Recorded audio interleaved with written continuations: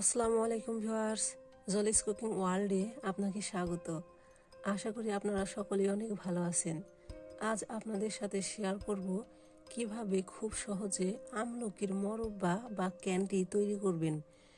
মূল ভিডিওতে যাওয়ার আগে বলতে চাই, আপনি যদি আমার চ্যানেলের নতুন দর্শক হয়ে থাকেন তাহলে অবশ্যই চ্যানেলটিকে সাবস্ক্রাইব করে পাশে থাকা বেল আইকনটি বাজিয়ে দিবেন। আর যদি অলরেডি সাবস্ক্রাইব করে থাকেন তাহলে অসংখ্য ধন্যবাদ। আমলকির ক্যান্ডি বা মোরব্বা বানানোর জন্য ভালোভাবে আমলকিকে সিদ্ধ করে নিতে হবে। আমলকিগুলো অবশ্যই ভাপে সিদ্ধ করে নিতে হবে। আমি যেভাবে দেখাচ্ছি ঠিক সেইভাবে। যেহেতু আমলকিতে প্রচুর পরিমাণে পানি থাকে, তাই পানির মধ্য দিয়ে সিদ্ধ করা যাবে না। সিদ্ধ করার আগে অবশ্যই এগুলো ভালোভাবে ধুয়ে নিতে হবে। সিদ্ধ হয়ে গেলে এর কোষগুলো নিজে থেকেই আলাদা হতে শুরু করবে। এই যে দেখুন কি সুন্দরভাবে এর কোষগুলো আলাদা হতে শুরু করেছে।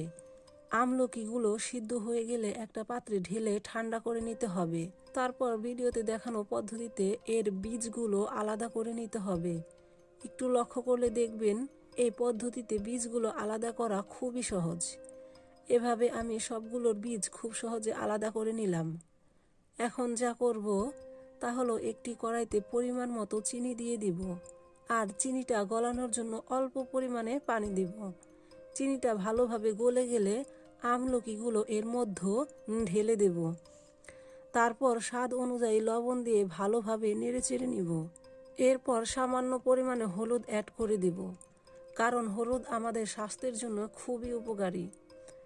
চিনির পানি যখন কিছুটা শুকিয়ে আসবে তখন এর মধ্যে 1 টেবিল চামচ পরিমাণ আদার রস অ্যাড করে দেব। ঠান্ডা কাশির ক্ষেত্রে এটা অনেক বেশি উপকারে আসবে। এরপর ভালোভাবে নেড়ে চেড়ে দিব। এভাবে একটু জাল করে নেব। আদার রস শুকিয়ে চিনিটা যখন একটু আঠালো হয়ে আসবে ঠিক তখন চুলা থেকে নামিয়ে নিব। দেখুন দেখতে ঠিক এরকম রসালো হবে। যাই হোক, আজ এ পর্যন্তই। সকলেই ভালো থাকবেন, সুস্থ থাকবেন, নিজের ও নিজের পরিবারের যত্ন নেবেন। ফি আমানিল্লাহ।